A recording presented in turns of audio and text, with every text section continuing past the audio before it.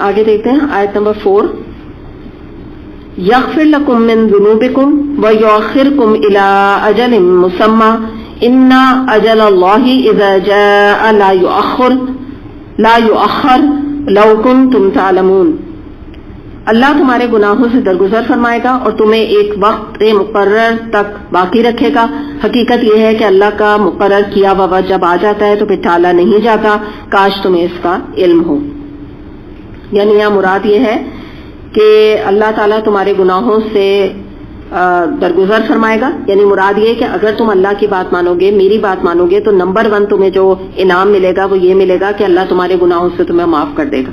دوسری بات یہ ہے کہ اگر تم نے یہ بات مان لی تو اللہ تعالیٰ تمہیں اتنے دن تک جینے کی مہلت دے گا جو اللہ تعالیٰ نے تمہاری طبعی موت کے لیے مقرر کر رکھی ہے. یعنی ایک تمہیں مہلت بھی ملے گی کہ تمہیں اتنی مہلت مل جائے کہ تم نیک عمل کر لو، اچھے عمل کر لو، اور تم سے عذاب بھی اللہ دور کر دے گا. اور دوسرا یہ ہے کہ یہ جو بات یہاں پر آ رہی ہے نا کہ جیسے انسان ایک طرح سے ایک یہ بھی کانسیپٹ ہمیں یہاں پر مل رہا ہے کہ جب انسان یعنی تم کوئی اچھے کام جب کرو گے تمہارے گناہ بھی مٹ جائیں گے تو تمہاری عمر میں برکت ہوگی. تو اس سے استدلال ہمیں ایک حدیث سے بھی ملتا ہے. نبی کریم صلی اللہ علیہ وسلم نے فرمایا کہ صلہ رحمی کرنا اضافہ عمر کا باعث بنتا ہے. یہ بات آپ کو پتا ہے نا، حدیث میں آتی ہے یہ بات کہ جو لوگ صلہ رحمی کرتے ہیں تو ان کی عمر میں اضافہ ہو جاتا ہے. تو یہ بات پتہ چل رہی ہے کہ تمہارے گناہ جب گھٹیں گے تو تمہاری عمر میں بھی اضافہ ہوگا اور جس میں کہ تم اور نیکیاں کر سکو گے، بجائے اس کے کہ تمہاری موت جو ہے وہ گناہ یا حالت کفر میں واقع ہو. اس کا ذکر کیا گیا. دوسری بات یہ ہے کہ اگلی جو بات بتائی گئی کہ دیکھو اللہ کا مقرر کیا ہوا وقت جب آ جاتا ہے تو ٹالا نہیں جاتا. تمہیں اس کا علم ہونا چاہیے کہ یہ سمجھ لو کہ تم دیر نہ کرو، ڈونٹ ڈیلے. ایمان لانے میں یا اطاعت کرنے میں رسول کی تم ڈیلے نہ کرو، کیونکہ تاخیر اگر تم نے کی، ڈیلے تم نے اپنے نیک اعمال کیے تو کیا پتا تم اللہ کے عذاب کی لپیٹ میں ہو جاؤ، کیا پتا تمہاری اپنی موت ہو جائے، کیا پتا تمہارا دل ہی نہ چاہے پھر ہدایت کا. تو اس میں کاش اگر تمہیں سمجھ ہوتی تم اس بات کو ایکسپٹ کرتے ہوئے جلدی کرتے جس کا حکم میں تمہیں دے رہا ہوں. یہ نوح علیہ السلام سمجھا رہے ہیں کہ کیونکہ اللہ کا عذاب جب آتا ہے تو ٹالا نہیں جاتا. اگر آپ نوٹ کیجئے وہ اسی عذاب سے تو ڈرا رہے تھے نا جو بعد میں ان پر آیا ہے. یہی آیا نا، انہی پر آیا نا کہ عذاب، تو یہی وہ ان کو کلیئر کرنا چاہ رہے تھے. اچھا پھر ہم دیکھتے ہیں کہ ایک اور حدیث دیکھ لیتے ہیں. مسلم میں یہ حدیث آتی ہے کہ اسلام لانا انسان کے پہلے کیے ہوئے گناہوں کو ڈھا دیتا ہے. اس کے علاوہ ہجرت بھی اور حج بھی، یہ 3 چیزیں ہیں جو انسان کے ماضی کے گناہ جو ہیں وہ ان سے جو ہے وہ معافی ہو جاتی ہے انسان کی. دوسری ایک اور بات یہاں پہ ہمیں پتہ چلتی ہے کہ یہ جو بات ہے نا یہاں پہ کہ اللہ کا مقرر کیا ہوا وقت، انا اجل اللہ، اوپر آپ دیکھیے آیت نمبر 4 میں آ رہا ہے نا اجل اللہ. تو اس سے مراد یہ ہے کہ اللہ کا مقرر کیا ہوا وقت آ جائے، یعنی آ جاتا ہے تو ٹالا نہیں جاتا. تو یہاں سے علماء نے کہا یہاں سے مراد موت بھی ہو سکتی ہے، یہاں سے مراد قیامت بھی ہو سکتی ہے، اور اس سے مراد اجل اللہ سے مراد جو ہے وہ عذاب بھی ہو سکتا ہے اللہ تعالیٰ کا. آگے دیکھتے ہیں 5 آیت نمبر 5 to 13. قال ربی انی دعوت قومی لیلا ونہارا فلم یزدہم دعائی الا فرارا وانی کلما دعوتہم لتغفر لہم جعلوا اصابعہم فی آذانہم واستغشوا ثیابہم واسروا واستکبروا استکبارا ثم انی دعوتہم جہارا ثم انی اعلنت لهم واسررت لهم اسرارا فقلت استغفروا ربكم انه كان غفارا يرسل السماء عليكم مدرارا ويمددكم باموال وبنين ويجعل لكم جنات ويجعل لكم انهارا ما لكم لا ترجون لله وقارا. اس نے عرض کیا اے میرے رب میں نے اپنی قوم کے لوگوں کو شب و روز پکارا مگر میری پکار نے ان کے فرار ہی میں اضافہ کیا، اور جب بھی میں نے ان کو بلایا تاکہ تو انہیں معاف کر دے انہوں نے کانوں میں انگلیاں ٹھوس لیں اور اپنے کپڑوں سے منہ ڈھانک لیے اور اپنی روش پر اڑ گئے اور بڑا تکبر کیا. پھر میں نے ان کو ہانکے پکارے دعوت دی، پھر میں نے علانیہ بھی ان کو تبلیغ کی، چپکے چپکے بھی سمجھایا. میں نے کہا اپنے رب سے معافی مانگو، بے شک وہ بڑا معاف کرنے والا ہے، وہ تم پر آسمان سے خوب بارشیں برسائے گا، تمہیں مال اور اولاد سے نوازے گا، تمہارے لیے باغ پیدا کرے گا، تمہارے لیے نہریں جاری کرے گا، تمہیں کیا ہو گیا ہے کہ اللہ کے لیے تم کسی وقار کی توقع نہیں رکھتے؟ اب یہ دیکھیے، یہ ہے وہ دعوت جو نوح علیہ السلام نے دی تھی اپنی قوم کو، اور اس کے بارے میں بتایا جا رہا ہے کہ پوری ڈیٹیل کہ کس طرح انہوں نے دعوت دی. تو آپ کو یہ تو پتا ہے کہ 950 سال کی ان کی تبلیغ تھی، اور یہاں پہ ہمیں پتا چلتا ہے کہ وہ یہاں پر اللہ تعالیٰ کو کلیئر کر رہے ہیں اور بتا رہے ہیں کہ اللہ تعالیٰ although I am a failure. اگر آپ دیکھیں تو نوح علیہ السلام کمپلیٹلی اپنی دعوت تبلیغ میں فیل ہو گئے تھے نا، کیونکہ کیا ہوا تھا، 9.5 سال کی تبلیغ میں کتنے لوگ ایمان لائے؟ مشکل سے 80. تو اسٹیٹسٹکس اگر آپ نکالیے تو کیا ہے، بہت ہی کہنا نہیں چاہیے لیکن بہت ہی جس کو کہتے ہیں نا کہ مایوس کن سا رزلٹ ہے نا. تو انہوں نے یہاں پر اپنی کلیئرٹی کرنے کے لیے، اپنی بات کو موقت کرنے کے لیے اللہ تعالیٰ کے سامنے یہ رکھا کہ اللہ تعالیٰ، میں نے تو اپنی پوری کوشش کی کہ میں جتنا زیادہ ان کو جو ہے وہ ہر طرح سے پکار کر، ہر طریقے سے ان کو جو ہے میں دین کی دعوت دوں اور ان کو بات بتاؤں. آپ دیکھیں کیا کیا طریقے انہوں نے اختیار کیے. آپ دیکھیں نمبر 1 کیا پتا ہے، شب و روز، یعنی دن میں بھی رات میں بھی جو بھی مجھے موقع ملتا تھا میں ان کو درس دیتا تھا، میں ان کو لیکچرز دیتا تھا، میں ان کے ساتھ ایک بات چیت کرتا تھا، اس کو ٹاک کہتے ہیں، آتے جاتے بھی ان سے بات کرتا تھا. پھر یہ کہ میں نے جو ہے ان کو جو ہے ہاں کے پکارے دعوت دی، یعنی پکار کے بھی بلایا.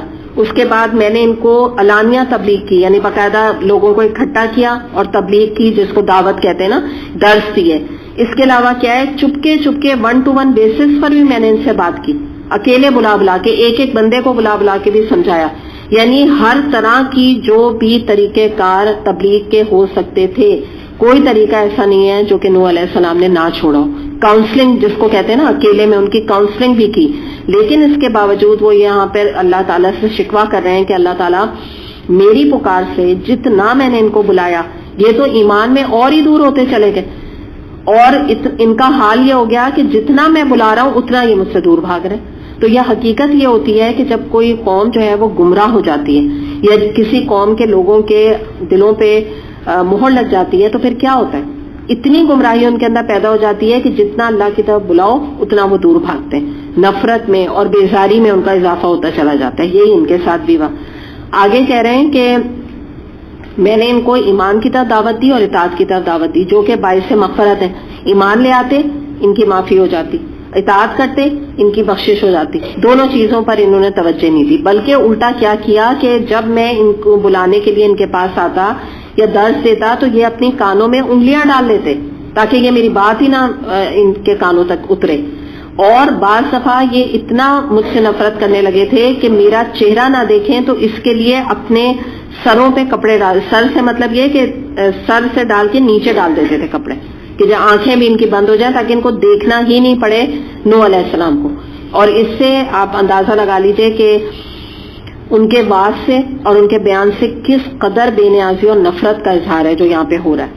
اور بعض مفسرین کا کہنا ہے کہ یہ اپنے کپڑوں کو ڈھانکنے کا ان کا مقصد یہ ہوتا تھا کہ نوح علیہ السلام کہیں ان کو پہچان نہ لے، اگر پہچانے تو کہیں روک نہ لے کہ ذرا میری بات سن کے جاؤ کہ یہ میرے فلاں پڑوس کا ہے، یہ فلاں شخص ہے، میں اسے ذرا دین کی دعوت دے دو. تو اس لیے انجان بن کے ان کے سامنے گزر جاتے تھے اور کفر پہ ہی وہ مصر رہے اور نہ انہوں نے توبہ کی نہ اس سے باز آئے. یہ پوری ڈیٹیل انہوں نے بتائی. آگے بتایا کہ انہوں نے سخت تکبر کیا.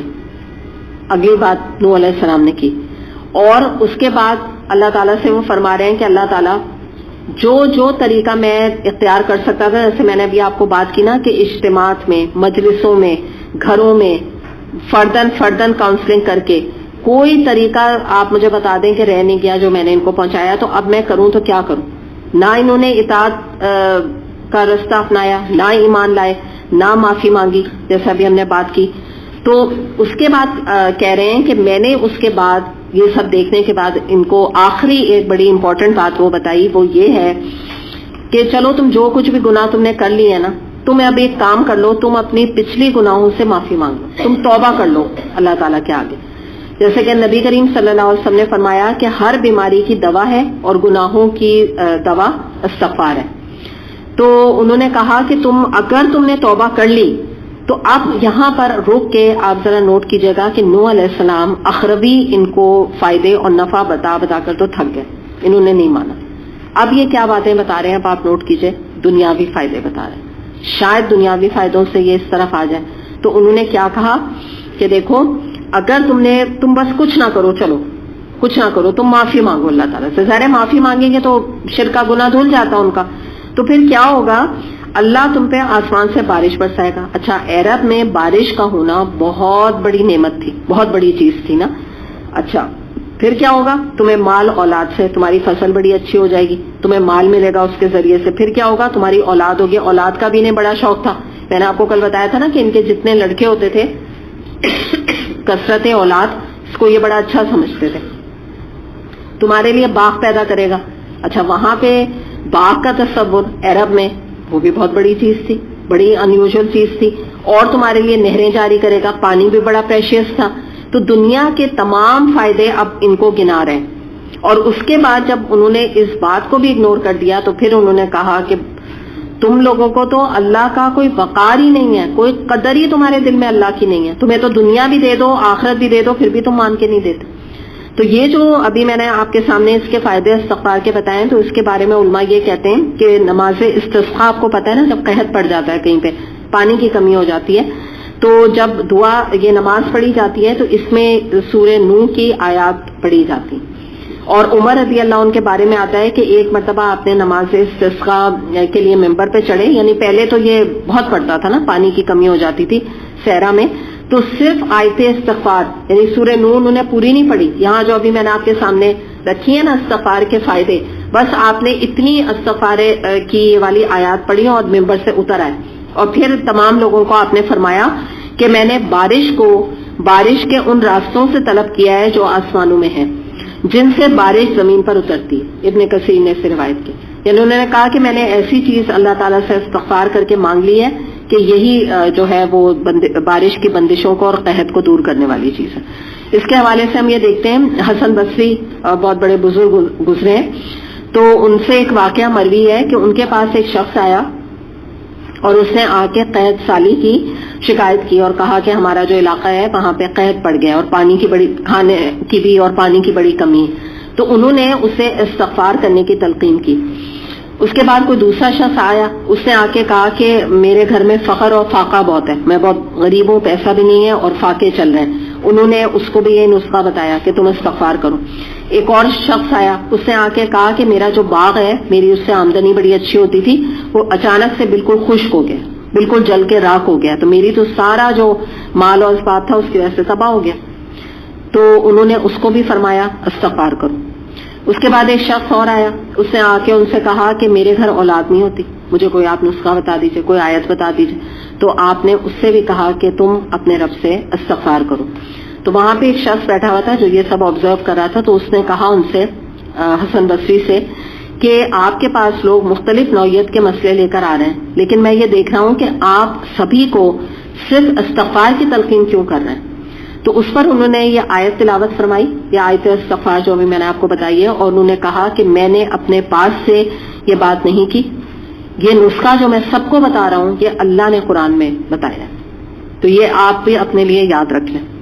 اس کے علاوہ بھی جو بھی کوئی مسئلہ ہے، مسائل ہیں، کوئی غم ہے، کوئی تکلیفیں ہیں، کوئی آزمائشیں ہیں، کوئی رزق کی کمی ہے، کوئی دنیاوی کوئی غم ہے، کوئی گھروں میں جھگڑے ہیں، کوئی 10 مسئلے جو بھی کوئی لگے ہوئے ہیں، ان کے ساتھ ہر چیز کا حل ہمیں کیا پتہ چل رہا ہے؟ استغفار کرنا. اور جس سے کہ اللہ تعالیٰ نے یہاں دلیل دے کے بھی بتا دیا ہے نوح علیہ السلام کے تھرو، کہ وہ جیسے بتا رہے ہیں کہ دنیا بھی تمہاری بنے گی، اور آپ دیکھیں نا، اگر اللہ جو ہے ہمارے گناہوں سے ہمیں معاف کر دے تو اور چاہیے کیا ہے؟ پھر تو جنت، ظاہر ہے جنت مل جائے گی نا، ظاہر سی بات ہے اللہ کی رضا مل جائے گی، اللہ کی جو ہے خوشنودی کے ہم محتمل بن سکتے ہیں. تو یہ وہ راز ہے جو کہ یہاں جس کا یہاں ذکر کیا گیا. اور اس کے بعد جو بات یہاں پہ کی گئی نا، وہ بڑی امپورٹنٹ بات ہے. وہ یہ ہے کہ آپ یہ دیکھیں کہ یہاں پر وہ انہوں نے بعد میں پھر بھی نہیں مانی نا قوم، تو انہوں نے اس کے بعد یہ کہا کہ یہ جو وقار کا ورڈ ہے نا، وقار، اس کے جو معنی عربک میں جب آتے ہیں نا، تو وہ یہ آتا ہے کہ عظمت یا کسی کے روب کی وجہ سے اس کا خوف ہونا. تو وہ اب یہاں کہہ رہے ہیں کہ تمہیں تو یعنی اللہ کی کوئی عظمت ہی تمہارے دل میں نہیں ہے، کوئی خوف ہی تمہارے دل میں اللہ کا نہیں ہے، کہ تم نہ اللہ کی مانتے ہو، نہ اللہ کو مانتے ہو، نہ اللہ کی اطاعت کرتے ہو. کیا ہو گیا ہے تم کو؟ یعنی اتنا وہ شاکڈ ہو گیا نا اس بات پر. تو آپ یہ دیکھیں کہ واقعی یہ حقیقت ہے کہ اگر دنیا میں ہم دیکھیں نا، ہم کتنے لوگوں سے ڈرتے ہیں. مثال کے طور پہ کوئی باس ہے تو اس سے وہ جو کام کرنے والے ان کے انڈر لوگ ہوتے ہیں وہ ڈرتے ہیں. بادشاہ سے لوگ ڈرتے ہیں، پریزیڈنٹ سے لوگ ڈرتے ہیں، پولیس سے لوگ ڈرتے ہیں، FBI ڈپارٹمنٹ جو ہوتا ہے اس سے آپ دیکھیں جتنے یہ جو کرپٹ لوگ ہوتے ہیں ان کی جان جاتی ہے صرف FBI ڈپارٹمنٹ سے. تو بڑے خوف ہیں. لیکن ان سب خوفوں کے اوپر جو اللہ ہے، اللہ کی نافرمانی کرتے ہوئے نہیں ڈرتے کہ ہمارا انجام کیا ہونے والا ہے. تو اسی لیے سورہ حج آیت نمبر 74 میں آتا ہے ما قدر اللہ حق قدرہ، تم نے تو اللہ کی قدر ہی نہ کی جیسا کہ اللہ کے قدر کرنے کا حق تھا.